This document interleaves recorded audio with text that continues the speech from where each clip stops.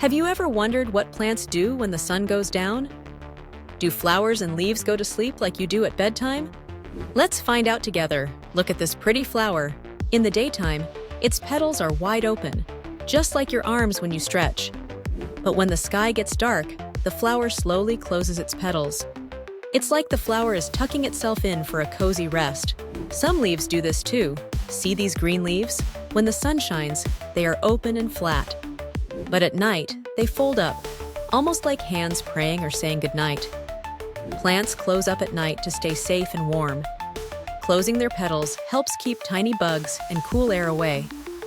It also helps the plant save energy and get ready for a new day. Just like you, plants need to rest so they can wake up happy and ready for a new day when the sun comes back. Did you guess what plants do at night? That's right! They close up their flowers and leaves, almost like they are going to sleep. Plants are living things, just like you. AutoShorts made this fun video. Want your own fun videos?